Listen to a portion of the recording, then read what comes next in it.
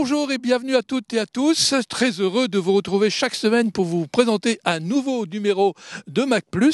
Et cette semaine, je vous invite à découvrir le nouveau chantier que la ville vient de lancer. Il s'agit de la Coulée Verte, une nouvelle offre de loisirs et de balades qui devrait ravir toute la famille et tous les Cambrésiennes et tous les Cambrésiens.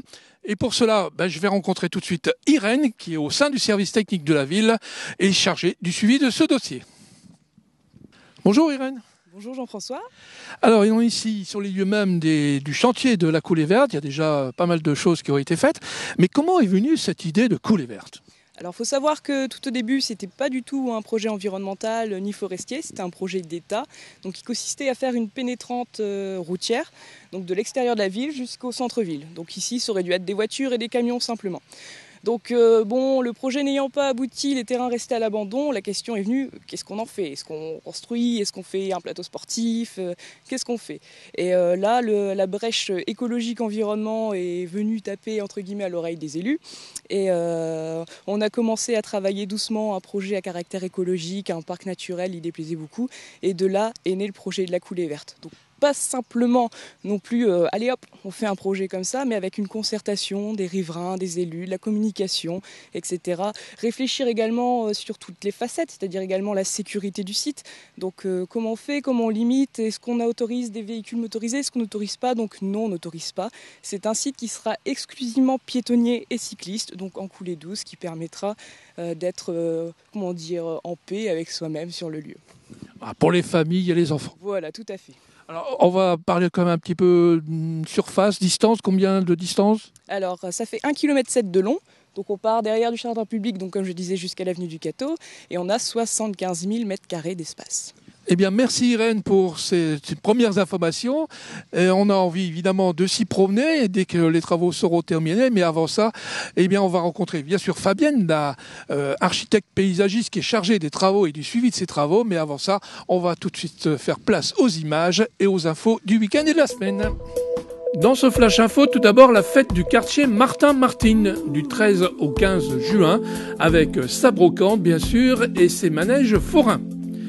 Demain, samedi 14 juin, une foire aux livres en partenariat avec Lions Club et APM au théâtre de Verdure, rue Saint-Georges, dans la cour derrière la médiathèque des jeunes. Au programme, pour animer cette vente, la compagnie Ludka vous proposera 2 spectacles de marionnettes, Razel la sorcière à 14h et à 19h.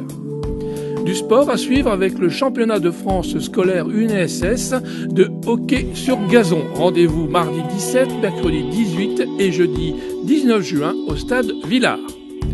Demain, dimanche 15 juin, la randonnée cyclobike de la Bêtise prendra son nouveau départ au lycée Blériot, rue Gauthier.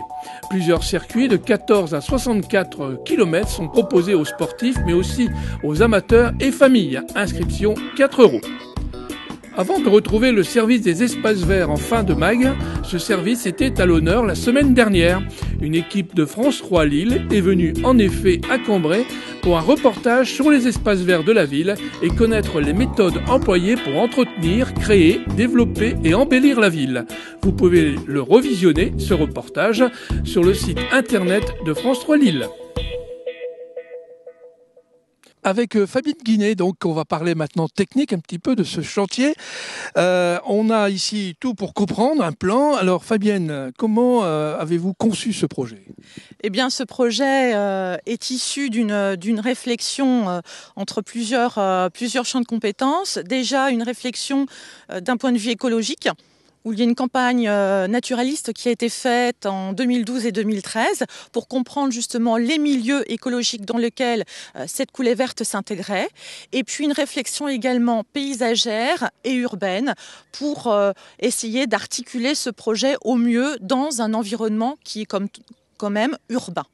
Alors là, on a un plan avec la trace, on veut bien, Coulée Verte, ça porte bien son nom. En tout cas, sur le plan, on la voit bien. Et comment ça se décompose alors, en fonction justement de cette campagne naturaliste et de ces différentes ambiances, on a une succession justement de sections en lien avec la pratique également que l'on retrouve sur les lieux Premier aspect, avec une connexion beaucoup plus urbaine, c'est la nature jardinée, par la présence notamment de Biocambrésie, où on a ce long cheminement qui va serpenter et qui va permettre de découvrir le maraîchage urbain et une pratique écologique et biologique du maraîchage, pour ensuite se décliner progressivement vers une ambiance plus de verger, toujours dans cette idée de nature jardinée, et qui fait la transition avec un espace beaucoup plus boisé, et qui tient compte bien évidemment de l'environnement existant, qui s'appelle la section plutôt petit bois, où on a notamment le passage inférieur sous la voie ferrée qui permet de poursuivre la coulée verte en toute quiétude et d'arriver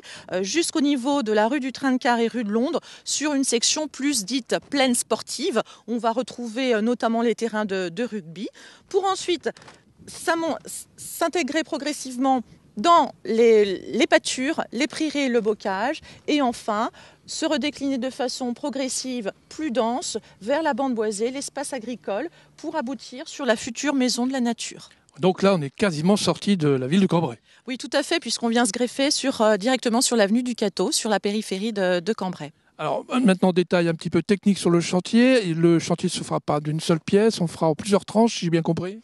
Oui, tout à fait. 3 phases sont prévues, 3 phases d'environ 3 à 4 mois de travaux consécutifs.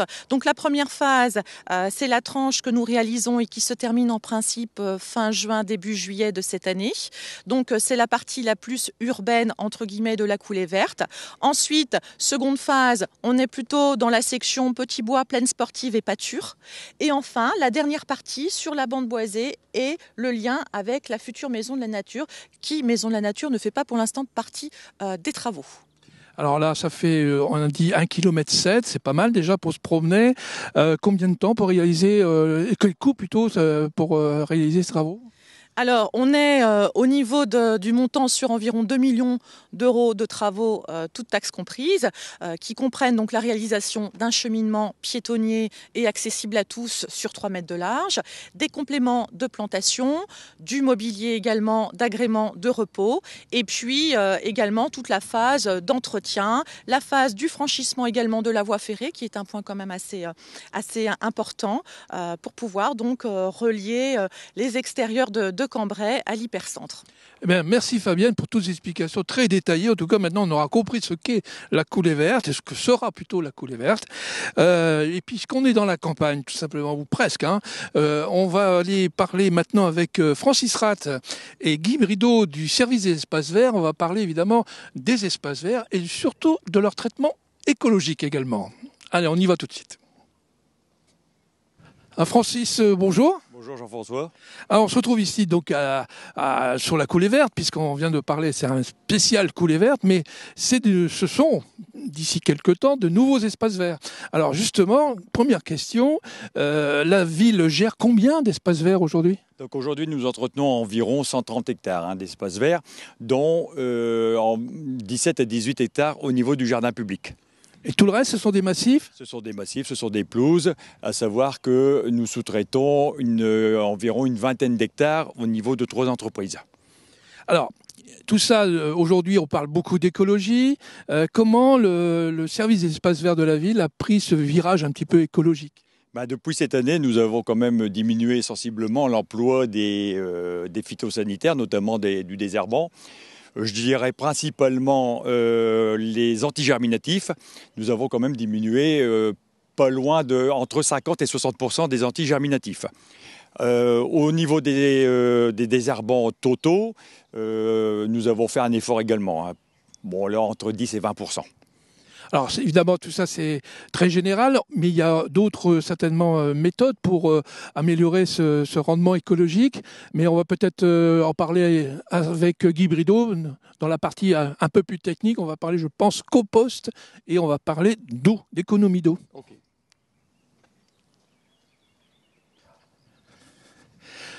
Guy Brideau, bonjour. Bonjour Jean-François.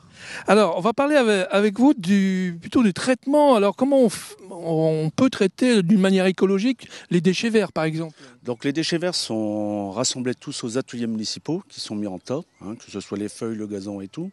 Et tout est remis en fermentation 1 an ou 2 afin d'avoir du terreau, justement, qui sera réutilisé dans les massifs. Le broyat de branches, c'est-à-dire toutes les branches d'élagage qui sont récupérées au niveau des branches qui ont été élaguées dans les rues. Ouais, ce qu'on voit régulièrement à l'automne. Donc vous avez un gros broyeur qui va les broyer et ça, il va servir de paillis. Paillis, c'est-à-dire qu'on met toutes ces branches qui ont été réduites au niveau des massifs de plantes annuelles ou d'arbustes qui éviteront, si vous voulez, la prolifération des adventices et une économie d'eau. Alors, on parlait d'économie d'eau, justement. Je pense que vous avez beaucoup travaillé là-dessus. Voilà, donc au niveau de la gestion de l'eau, donc nous avons fait un partenariat avec les voies navigables. Donc tous les ans, nous allons prendre de l'eau dans le canal. Donc en plus, il va y avoir des cuves qui vont être faites dans les serres au niveau de Cambrai pour justement récupérer les eaux de récupération. Voilà, et en plus, un puits artésien aussi, en plus, qui va être fait pour récupérer de l'eau de la nappe. Alors, d'autres méthodes ont été mises au point. Je pense aussi, on parle d'insectes, mais j'ai pas tout compris. Voilà, alors dans les serres, nous utilisons plus de pesticides. Maintenant, nous utilisons des auxiliaires. Donc, ce sont des insectes qui mangent les pucerons, les cochenilles, des trucs comme ça. Ça évite tout produit de pesticides, donc dangereux. Donc voilà, un gros effort a été porté. Ça a été fait cette année, oui. Ben bien, merci Guy et merci à Francis pour tous ces renseignements concernant les espaces verts et les économies d'énergie, d'eau d'abord, et puis de traitement écologique des déchets. Eh bien, je pense qu'on a fait un bon chemin dans cette coulée verte et sur l'appréhension des espaces verts. Tout simplement, à la semaine prochaine. Bonne semaine à toutes et à tous.